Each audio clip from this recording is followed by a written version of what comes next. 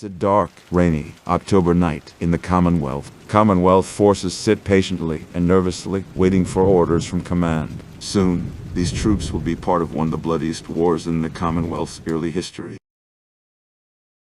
After the gunners violated the terms of the ceasefire, Commonwealth President Henry Gallows was under pressure to once again resume hostilities against the gunners. And so, on the night of October 28, 2299, the Commonwealth was once again officially at war. The opening days of the conflict saw limited action. Minor skirmishes took place on the border, but for the most part combat was limited to artillery shelling of strategic locations and covert operations by special operations units. After a week of continued shelling, the main force began to move into gunner territory. The first major battle came when members of the 1st Infantry Division entered the Milton area. Almost immediately, these forces came under heavy machine gun and rocket fire from hidden gunner positions. The force had just walked directly into a gunner ambush with little hope to escape it. With no other option but to fight, the force held its ground in hopes of holding off the attacking gunner forces.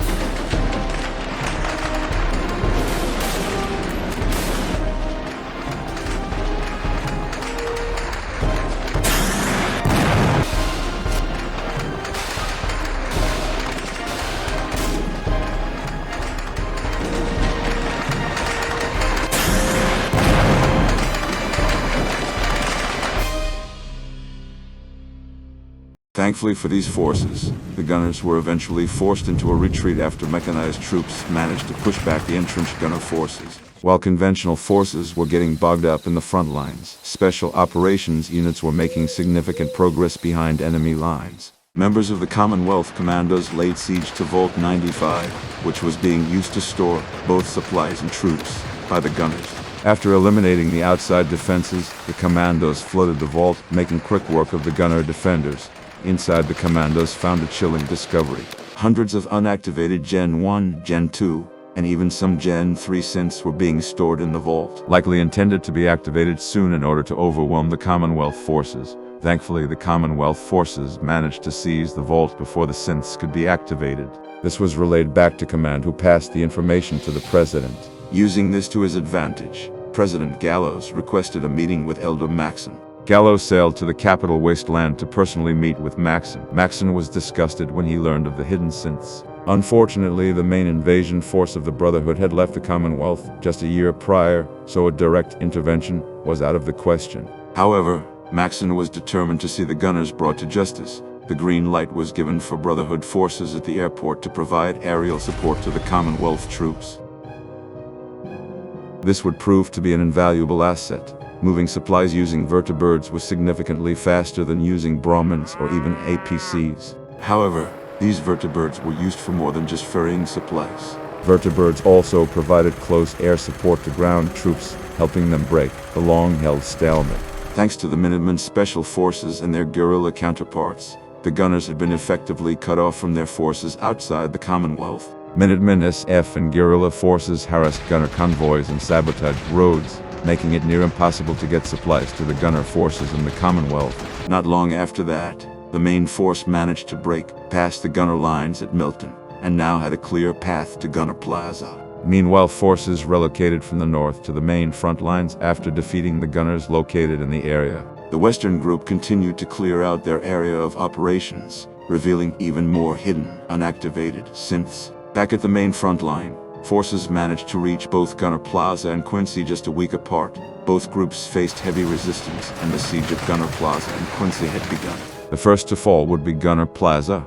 Commandos and Minutemen Special Forces would manage to break into the plaza from the poorly defended rear. Once inside, the commandos made their way into the building itself, clearing room by room, looking for their target, the gunner captain. Soon they would find him, hiding in a small storage room. First-hand reports from the commandos themselves claimed that the captain was shaking and afraid. Nonetheless, the commandos riddled his body with bullets, and once word got out, the gunners began to surrender one by one. However, at Quincy the situation was much different. The gunners had heavily fortified the city, and the gunner forces within it were confident they could hold off the Commonwealth forces long enough to force another ceasefire. From the beginning, Quincy had proved to be a difficult city to take. Commonwealth Marines had led an amphibious assault of the beaches near Quincy in hopes of bypassing the majority of the gunner defenses and being able to quickly seize the city to then link up with the main force attacking Gunner Plaza. Unfortunately, however, the reality on the ground was much different. The Marines were unable to breach the city and instead were halted at the beaches. The moment their craft landed and Marines flooded the beaches, hidden gunner positions opened fire, killing multiple Marines before they even had a chance to fight back.